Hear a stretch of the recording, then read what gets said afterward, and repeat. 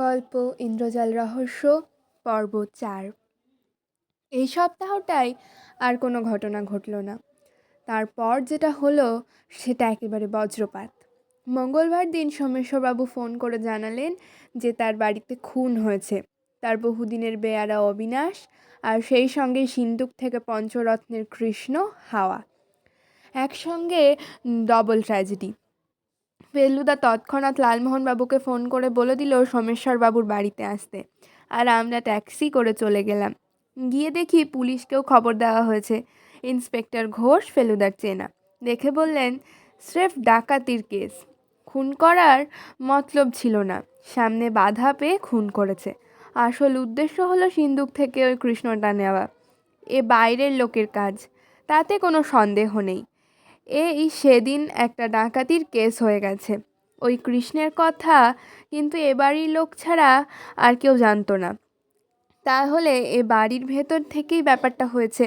সোমেশ্বরবাবুর ছেলে আছেন, সেক্রেটারি আছেন, বন্ধু আছেন, আর্টিস্ট রনেন তরফদার আছেন, সূর্যকুমার বলে সেই ম্যাজিশিয়ান কাল থেকে এখানে রয়েছেন। এর মধ্যেই কেউ গিল্টি, আর তাই যদি হয় তাহলে তো আমাদের কাজ অনেক সহজ হয়ে যাচ্ছে। খুনটা কখন হয়েছে? রাত 1টা থেকে 3টের মধ্যে। বেয়ারা কি চোরকে বাধা দিতে গেছিল? তাই তো মনে হচ্ছে। আমরা বাড়ির ভিতরে ঢুকলাম, একতলার বৈঠকখানায় সোমেশ্বরবাবু মাথায় হাত দিয়ে বসে আছেন। ঘরে আর সকলেই রয়েছে, কেউ দাঁড়িয়ে কেউ চেয়ারে বসে। ফেলুদা সোমেশ্বরবাবুকে বলল, ঘটনাটা একটু বলবেন? এই বেয়ারা কি আপনার অনেক দিনের বেয়ারা? 30 বছর। অবিনাশের মতো ভালো লোক পাওয়া খুব দুরূহ। খুনটা কোথায় হয়? একতলায়। চোর সিন্দুক থেকে কৃষ্ণটা নিয়ে পালাচ্ছিল। সেই সময় হয়তো অবিনাশের ঘুম ভেঙে যায়, সে চোরের সামনে পড়ে, হয়তো তাকে ধরতে যায়, সেই সময় চোর তাকে ছুরি মেরে খুন করে। আপনারা কে কোথায় শোন জানতে পারি? আমার ঘর তো আপনি দেখেইছেন, আমি আর অনিমেষ দোতলায় শুই, বাকি সকলেই একতলায় শয়। কাল সূর্যকুমার এখানে এসেছেন কদিনের জন্য, তাকে একতলায় একটা গেস্ট রুম দিই। কিন্তু আপনার এই কৃষ্ণের কথা তো বাইরের কেউ জানতো না। তা তো নাই, অথচ বাড়ির কেউ এমন কাজ করতে পারে সেটা ভাবা অসম্ভব মনে হচ্ছে। আপনার বালিশের নিচ থেকে চাবি নিল আর আপনি টের পেলেন না? আমি যে ঘুমের ওষুধ খেয়ে ঘুমোই, সে গভীর ঘুম। সিন্দুকের চাবিটা কি রেখে গেছে?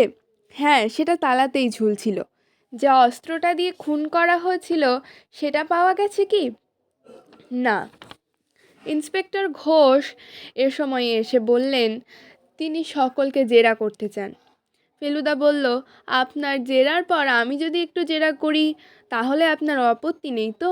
মোটেই না, আপনার কীর্তিকলাপের সঙ্গে আমি বিলক্ষণ পরিচিত, নইলে প্রাইভেট ডিটেকটিভকে আমি বিশেষ পাত্তা দিই না। ইন্সপেক্টর ঘোষ সোয়া ঘন্টা ধরে সকলকে জেরা করলেন। আমরা ততক্ষণ চাটা খেলাম। সোমেশ্বরবাবু যথেষ্ট আঘাত পেয়েছেন, খুনের ব্যাপারেও চুরির ব্যাপারেও, কিন্তু তাতে আতিথেয়তার কোনো রকম ত্রুটি হলো না। আমরা চা খেয়ে বাইরের বাগানে বেরিয়ে গিয়েছিলাম। কিছুক্ষণ পর ইন্সপেক্টর ঘোষ এসে বললেন, আমার কাজ শেষ, এবার আপনি টেক ওভার করুন। ফেলুদা ভিতরে গিয়ে প্রথমেই সোমেশ্বরবাবুর ছোট ছেলে নিখিলবাবুকে নিয়ে পড়ল। আমরা নিখিলবাবুর ঘরেই বসলাম। ফেলুদা প্রথমেই জিজ্ঞেস করলো, আপনি কি করেন? আমার একটা অ্যাকশন হাউস আছে মির্জা গালিব স্ট্রিটে। কি নাম? Modern Sales Bureau. জানি, দোকানটা দেখেছি। তা দেখে থাকতে পারেন। ওখানে আমি সকাল 10টা থেকে 6টা পর্যন্ত থাকি। ব্যবসা কীরকম চলে? ভালোই। আপনি আর্ট সম্বন্ধে ইন্টারেস্টেড? আমার কাজের মধ্যে দিয়ে তো অনেক রকমের আর্টের জিনিসপত্র আমাদের ঘাঁটতে হয়, সেই সূত্রে বেশ কিছু জানা হয়ে গেছে। কত বছর হলো আপনি এ কাজ করছেন? 7 বছর। আপনার বয়স কত? 33 চলছে। আপনার দাদা আপনার চেয়ে কত বড়? 3 বছর। দাদার সঙ্গে আপনার সদ্ভাব ছিল? দাদা মিশুকে ছিলেন না, কথাও বেশি বলতেন না, বন্ধুবান্ধবও বেশি ছিল না। সত্যি বলতে কি, দাদার কারুর ওপরেই টান ছিল না, এমনকি আমার ওপরেও না। নিখিলবাবুর কথাটা শুনে আমার কেন যেন একটু অদ্ভুত লাগছিল, সেটা কিছুতেই ভেবে বের করতে পারলাম না। বিদেশে গিয়ে দাদা আপনাকে চিঠি লেখেননি? ফেলুদা জিজ্ঞেস করলো। না, শুধু আমাকে না, কাউকেই লেখেননি। বাবার ম্যাজিকে আপনার কোনো ইন্টারেস্ট ছিল না? নিশ্চয়ই ছিল, তবে বাবা তো বেশিরভাগ ম্যাজিক বাইরে দেখাতেন, সেগুলো তো আর আমার দেখা হতো না। নিজে ম্যাজিক করার শখ হয়নি? তা হয়নি, শুধু দেখতেই ভালো লাগতো। এই যে অঘটনাটা ঘটল, এটার জন্য কে দায়ী সে সম্বন্ধে আপনার কোনো ধারণা আছে? না, একেবারেই নেই। তবে বাবাকে আমি অনেকবার বলেছি কৃষ্ণটা বাড়িতে না রেখে ব্যাংকে রাখা উচিত। বাবা আমার কথায় কান দেননি। নিখিলবাবুর সঙ্গে কথা শেষ করে আমরা সোমেশ্বর বাবুর বন্ধু অনিমেষ বাবুর কাছে গেলাম। খাট আর চেয়ার ভাগ করে আমরা বসলাম ভদ্রলোকের ঘরে। ফেলুদা জিজ্ঞেস করলো, আপনি কি করেন?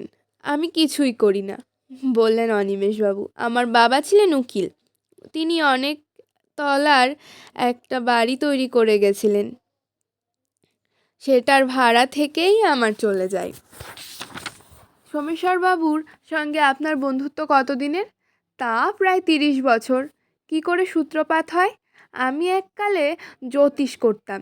সোমেশ্বর আমার কাছে এসেছিল তার ভাগ্য গণনা করাতে। তখন ও সবে ম্যাজিক দেখাতে শুরু করেছে। আমি ওর ভবিষ্যতের খ্যাতির কথা বলে দিই। এই ঘটনার 5 বছর পরে ও আমার বাড়িতে আবার আসে এবং আমার প্রতি কৃতজ্ঞতা প্রকাশ করে। তখন থেকেই ওর সঙ্গে আমার বন্ধুত্ব। সোমেশ্বরের স্ত্রী মারা যাবার পর ও আমাকে ওর বাড়িতে এসে থাকতে বলে, বোধহয় একাকিত্ব খানিকটা কাটবে বলে। তখনই আমি চলে আসি। আজ 15 বছর হয়ে গেল। পঞ্চরত্নের কৃষ্ণটা আপনি কবে দেখেন? ওটার কথা তো আমি আমার গণনায় বলি। ওটা পাওয়া মাত্র ও আমাকে দেখায়। এই চুরি এবং খুনকে করতে পারে সে বিষয়ে আপনার কোনো ধারণা আছে?